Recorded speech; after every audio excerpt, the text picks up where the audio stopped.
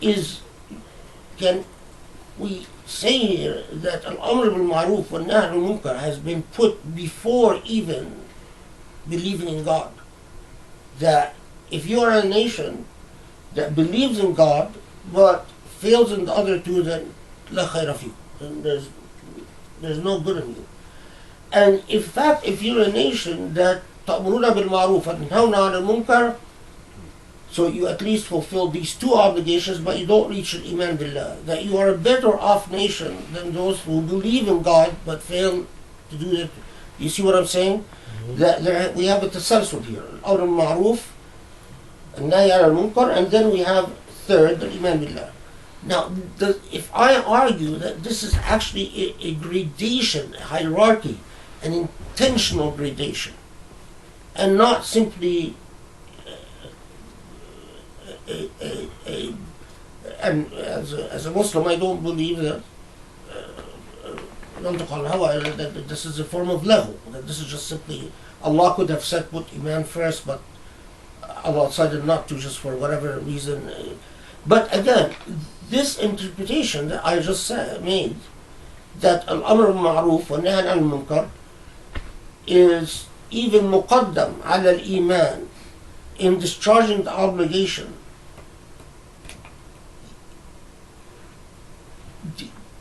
we confront these same questions about text, intuition, fitra, and aql, and taklif, the discharging of obligation. And we confront them in a context. These are not theoretical abstract questions. These are very practical questions, as we have to worry about and have to think about and have to be concerned with what is Islam about. Not because we are Islam, because we don't own the religion, but because we will be held responsible for what we represented Islam to be to other people. What is this message about? What ultimately was this, or is this rahmah lil alameen, mercy upon humankind about? And here is where this thought about temporality and so on is that if you're not troubled by these questions, or you think that you figured it out, if you think you figured it out, then write it out and share it with me, or tape it, because I want to be your student, and then I'll learn from you. If you think these are not interesting questions because I have much more important issues to think about, don't show up. And in fact, then I don't have very little interest in you as a human being, because at this point in my life, you have to select who you interact with. Well, the most valuable thing and precious thing that Allah gives you, and that you actually have at your disposal, is time. That is the real thing. Not money, not wealth, not property. It's time.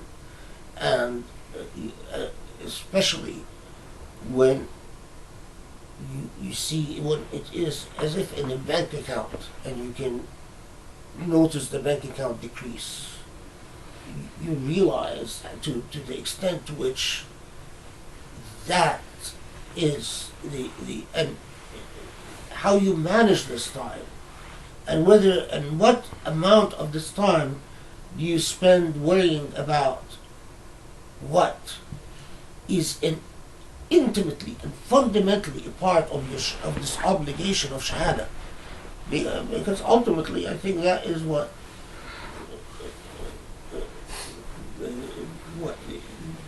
when we stand before our God,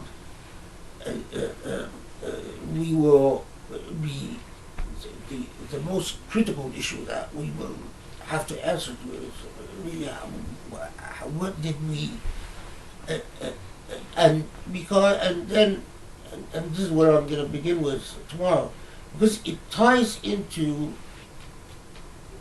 in in very intimate ways to the narrative we started with about the narrative of creation and the this puzzle that we are confronted with, where the angels tell Allah, you're going to create beings that have the ability to shed blood and cause so much corruption, and then we have this fascinating discourse about Allama Adam al-Isma', and what does that really mean?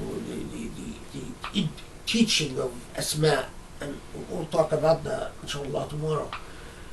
And the even more interesting and fascinating issue of the sujood, this narrative of sujood, in which the story of evil is created from, or the reality of evil is created from, because I actually happen to be one of the people who believes that evil is not an anecdote, but evil is a material reality. In other words, I believe in the materiality of Satan and Satan's descendants, and as an actual, you are free to believe what you wish. But for me, I believe there are shayateen al-ins wal jinn in every bit material, actual, physical entities. But notice they could be jinn or ins, both.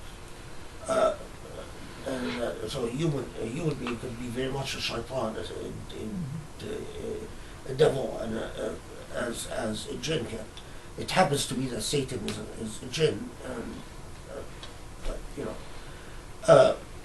and then from there we will talk about a bit about the books that contain the authoritative books of tradition, more specifically Bukhari and Muslim, and the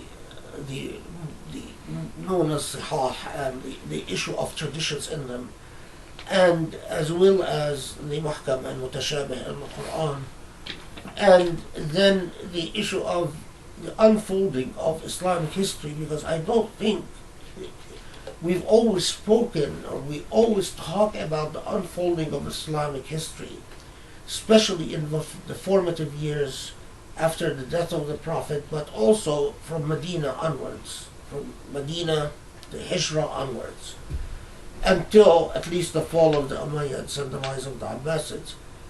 We always talk about it in terms of power dynamics, but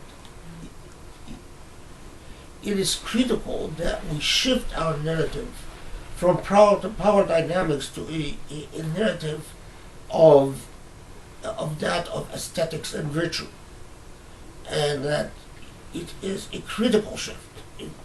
And to just show my hand, I don't think it is possible to fail to make a judgment of virtue and aesthetics about Yazid ibn Muawiyah, for instance, and that you say, well, I will suspend judgment unless your judgment is one of mere historical transmission. In other words, I really just don't believe any of the reports. That's something else, just a matter of, and we'll talk about that.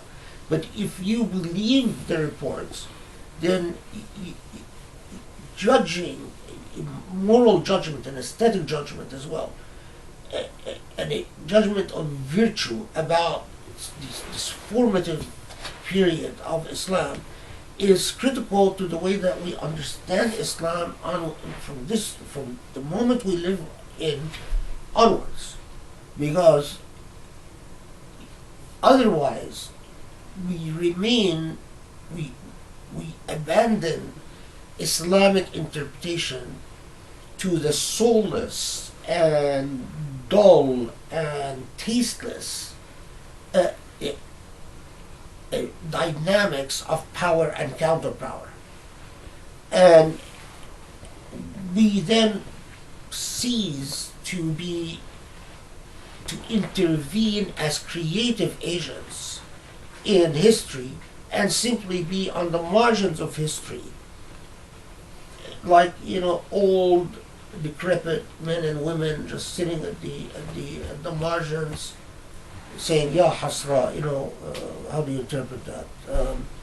Woe is me. Oh well, look what they're doing to each other. This person killed this person. But we're no longer relevant. We have become a true hasra, and we failed in the ultimate responsibility of shahada. As you can tell, my voice has started changing in itself, which is usually a very, very good indicator that my body is saying, okay, I will be in a state of rebellion and baghi and against you if you don't shut up. So we will do just that.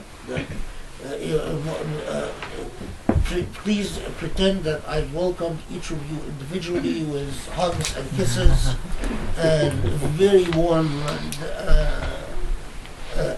hellos, and please, you don't feel rushed to leave, or this is your home. By the way, this is my pretend house. My real house is where the library is. That's my real home. This is just my pretend home, because they're the one in Van Nuys, which most of you have been to. The books here that you see here are all on the Quran, tafsir, and a few books on fiqh that are actually repeat copies. So I have 2 copies of the Majmua, so I got one here and left the other there, and a few others like that. But where the conference of the books is, and that's where I really live, and it's just my physical manifestation that's here, which is not real. Thank you so much. So I'll put out some index cards in the dining table in the living room. So if you have any questions or you want to take them, please do. Thank you, brother. Okay, good seeing you too.